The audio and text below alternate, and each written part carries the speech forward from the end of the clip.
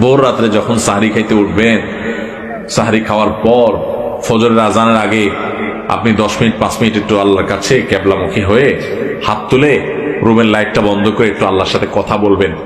মানুষের সাথে বহুত কথা বলছেন, আল্লাহর সাথে একটু কথা বলে দেখেন। আল্লাহর সাথে কথা বলার স্বাদ আছে ভাই, অনেকে জীবনে একবারও এই স্বাদ পান নাই। একটু কথা বলে দেখেন। ভোর রাতে সাহরি খেতে উঠলে 10টা মিনিট একটু হাত তুলে কথা বলেন।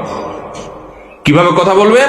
কথা বলবেন এইভাবে, ও আল্লাহ, কত গুনাহ আমি করেছি, কত পাপাচার আমি করেছি, মরতে আমার হবে, তোমার কাছে যাওয়া আমার লাগবে আল্লাহ।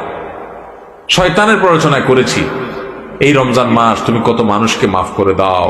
নবী করিম সাল্লাল্লাহু আলাইহি ওয়াসাল্লাম বলেছেন, ওয়ালিল্লাহি উতাকাউ মিনান নার ওয়া যালিকা ফি কুল্লি লাইলা। রমজানের প্রত্যেক রাতে আল্লাহ তাআলা অনেক মানুষকে সাধারণ ক্ষমা ঘোষণা করে দেন, যে যাও অমুক অমুক অমুক অমুক, যাও তোমাদেরকে মাফ করে দেওয়া হলো, জাহান্নাম থেকে মুক্ত ঘোষণা করে দেওয়া হলো। আল্লাহ কত মানুষকে আপনি সাধারণ ক্ষমা করে দিবেন। আল্লাহ আপনার সাধারণ ক্ষমা পাওয়ার জন্য কোনো যোগ্যতার দরকার হয় না, আপনি চাইলে যাকে তাকে মাফ করে দিতে পারেন। দুনিয়ার প্রেসিডেন্ট প্রধানমন্ত্রী চাইলে একটা দেশের যাকে তাকে যা খুশি তা দিয়ে দিতে পারে। তাদের যদি ক্ষমতা, তারা তো মানুষ। আল্লাহ আপনি তো মহান সৃষ্টিকর্তা, আপনি তো চাইলে আমার সব অপরাধগুলো মাফ করে আমাকে ফেরেশতা বানায় ফেলতে পারেন, পারেন না আল্লাহ?